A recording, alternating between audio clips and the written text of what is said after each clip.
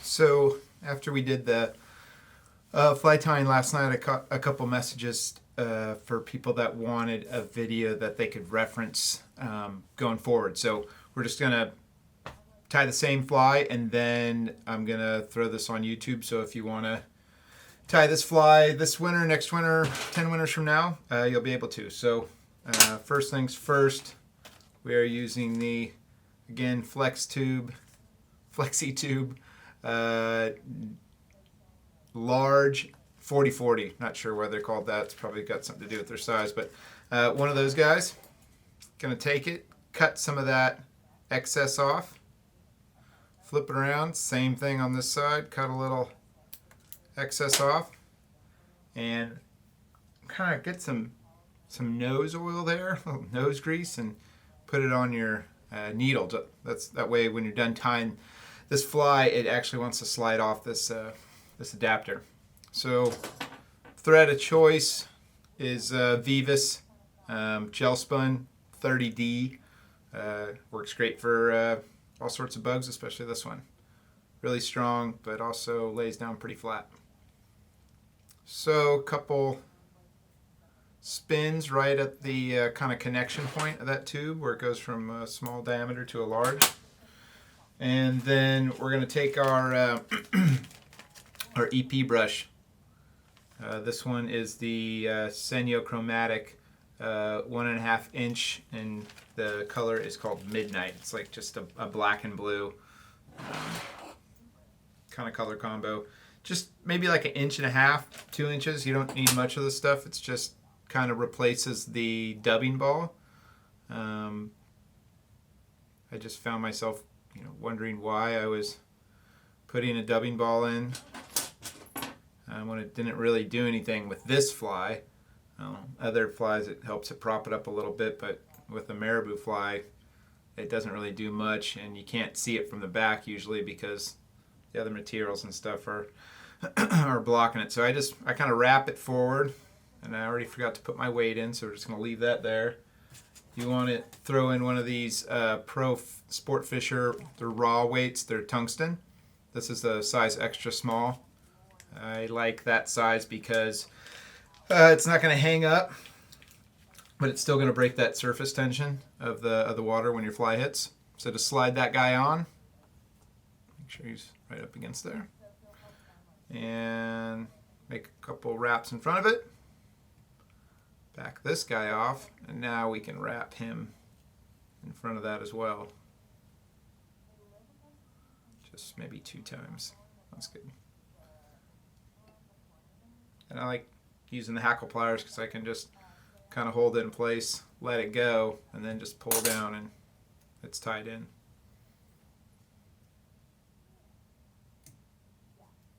The only thing you got to watch out for with these EP brushes is when you cut them, they're pretty sharp. I got one like jammed into my finger one time, a loose one, randomly. So I just try to bend it back a little bit, and then you could pick your EP brush out. Not super important, but it kind of just frees all those little fibers and stuff up. So I would say like the same amount of material, but I like the profile better. I mean, it's not a huge shoulder, but it's like wispy. It's got a bunch of EP stuff going on in there, and some dubbing, and some like fox hair possibly. And it's really easy. Just tie it in and you're done. And next feather going on there is an intruder prop hackle, which is basically just turkey flank. This one is the Kingfisher Blue. And the top of it's gone, but I think I could still get away with it. So just get rid of all that feather down there. Even these guys don't need to be in there. I'm just going to pinch a little bit at the top. You don't need a ton of wraps of this turkey flank in there. The cool thing about turkey flank is it's a lot stiffer than schlappen, and it's longer, and it's easy to work with. So you just make your tie-in point. Easy peasy. Clip it off. And just fold these back as you're wrapping it forward. There.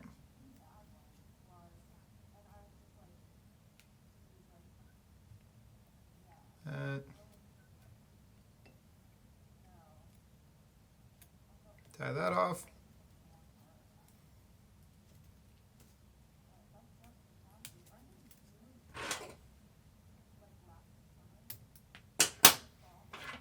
I just use a brush just to kind of separate those feathers a little bit, just those little guys. They want to stick together. Like I said, it's pretty webby. Just break it apart a little bit. There you go, like 2 materials, and you're already sitting at like a pretty nice little profile and color combination. Next up is Guinea and natural. Find a larger feather if you can. Just like the way they look. They kind of poke through the other materials. I felt that it's always given any fly that you tie with it just like a buggy look. It just looks alive. Tie that guy in. Couple wraps. Cut her off. Same thing, just wrap this guy forward.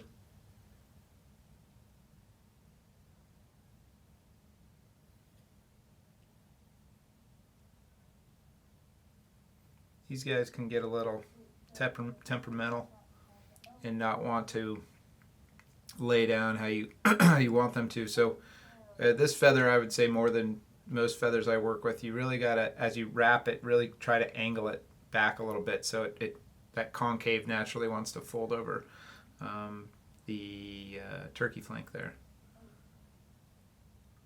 Still, it may not work out for you, and you have to go back and unwrap and maybe even use a different feather or just hammer it down and fold it back by hand. Oh, I don't know what the fuck happened there. Missed the feather completely. Try that again. That's on there. Weird.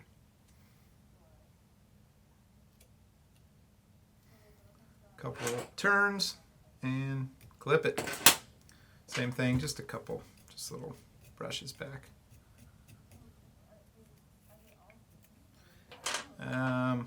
Okay. So we want to get like a teardrop kind of silhouette shape out of this fly. So if I just stack Marabou, it's all going to be kind of right there. And Marabou tubes catch a lot of fish for sure, but just personal preference, I like a little bit of length on the sides.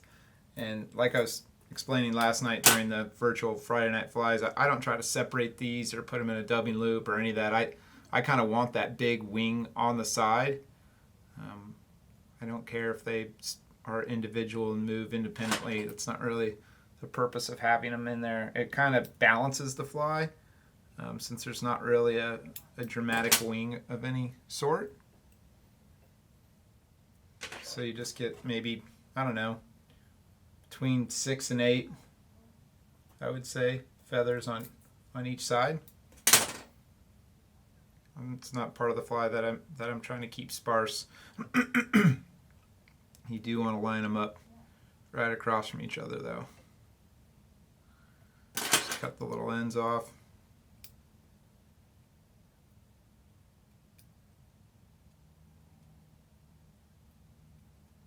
Really not wanting to do it. There it is.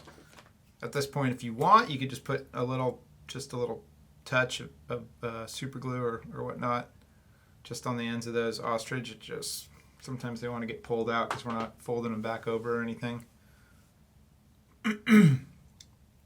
All right, so second to last move here, just some big spay Marabou black.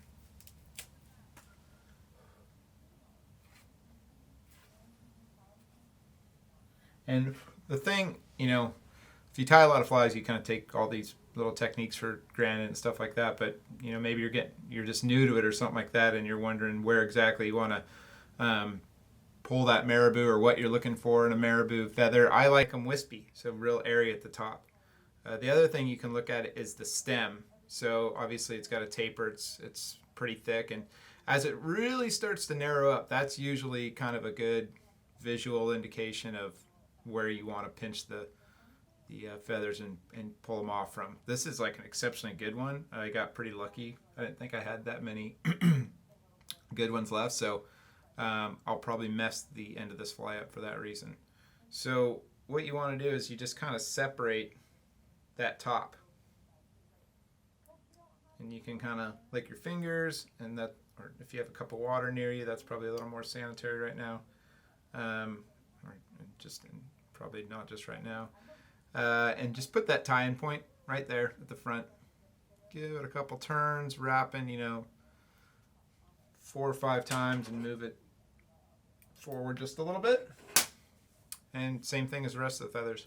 Just kind of scoot them on back. And come on there.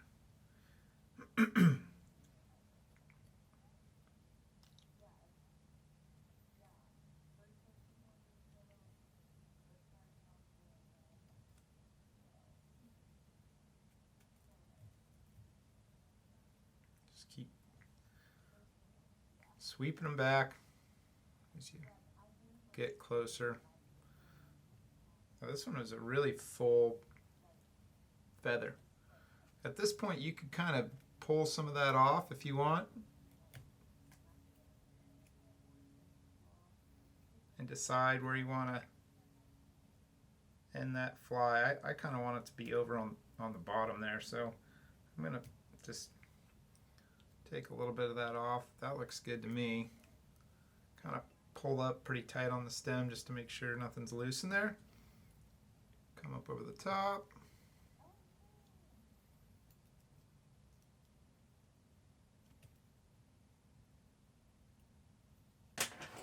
That just helps it stand up to when you cut it.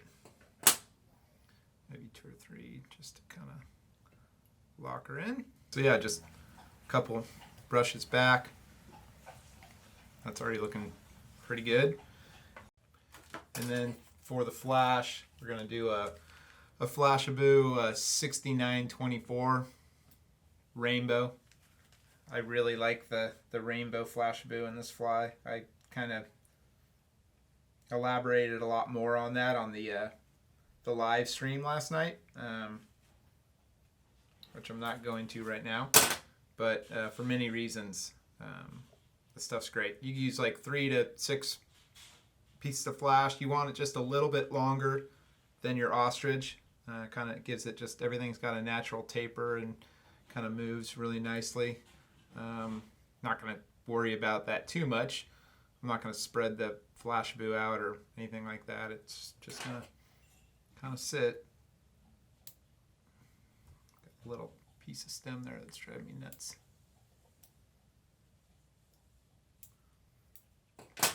There we go. I was talking to my buddy Ben in the shop the other day, and we were talking about fly design, or like color coordinating your backing to your reel to the whatever wraps in your rod. And it's like, yeah, it's kind of special circumstances lately, but like just living in sweatpants like for the last like week, and basically living in overalls the rest of the year or waders. So I would say the majority of fly fishermen aren't super concerned with how they look, but you're talking flies, you're talking your gear, everything is just dialed. I mean, this fly looks better than anything I own, probably. I love the way this thing's coming out. They don't always look this good, so the tools are making me look good today in the feathers. So yeah, it's funny how stylish people will get with their flies when it doesn't really transfer into any other part of their life. Just kind of a funny observation. So now we're looking for the final guy, the grizzly hackle. They sell halves and full capes. I prefer the full cape if I've got the money, just because you can take a feather off one side of the hackle and it's going to perfectly curve, and you just switch, if you take the hackle off this guy, you can see how it's bending to the left, right? So that's why that sits perfect right in there. Now if I tried to put that same feather on this side, the curve is naturally going up. It's not going to look great. But notice all these over here are. Boom. So that's how you get that really nice kind of perfect little shouldered look of those grizzly hackles. If you only have a half saddle, you got to get a little creative. Otherwise, or not otherwise, they're both going to go one way, whatever side of the saddle you got. I've been using this grizzly hackle for some time, and there's not really anything left on it that's really usable. I kind of like the thinner ones that taper down, obviously, if I can be a choosy beggar, but like these are really thin. So just the worst of both worlds is what's going on here.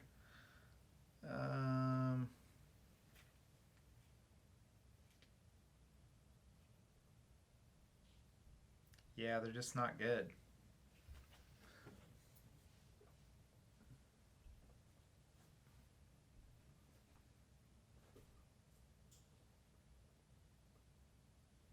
Well, they're just going to get some really big ones.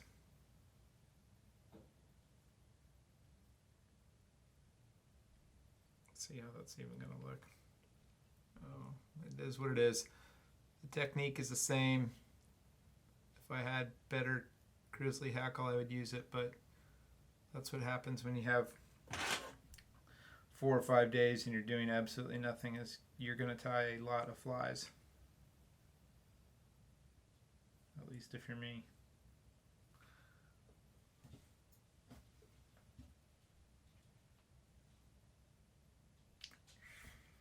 Not looking good.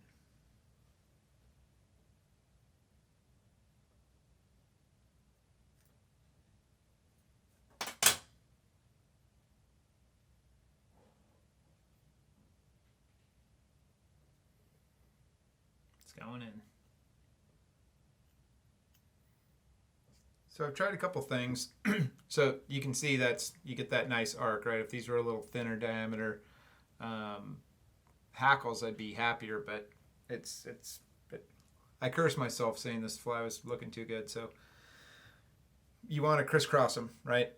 This hackle goes over to the left side. This one starts on the left side, goes over to the right side, and you get these little stems sticking out. So I used to just kind of, I liked a small head up front, so I would just cut them off and super glue it.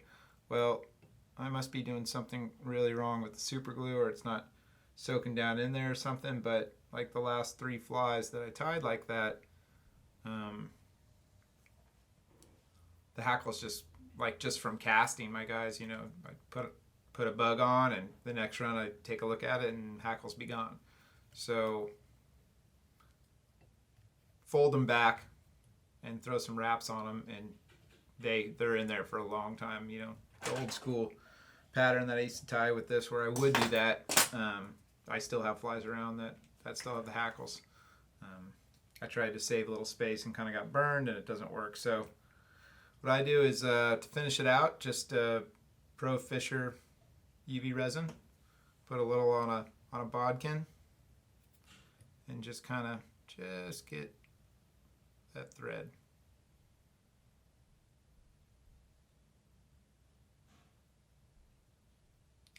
The reason I do this instead of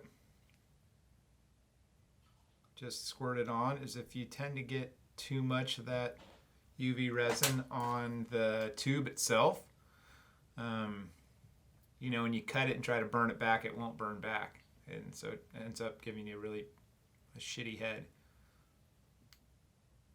So that's why I try to keep it just right on that thread. So here we go. So grab the back of the tube in the front, give it a little push and pull. We're going to cut the front of this guy off, slide it back on, and that reason is for when I burn this tube, it has that tube, the metal adapter, tube adapter, that's going to hold that ring or that hole open.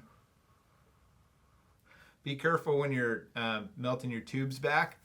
If you're melting it and it's going and you don't take that flame away, all of a sudden it's getting real close to the feathers. You pull it away, that stuff's so hot that it'll still melt back a little bit, and I've destroyed flies that way. It sucks.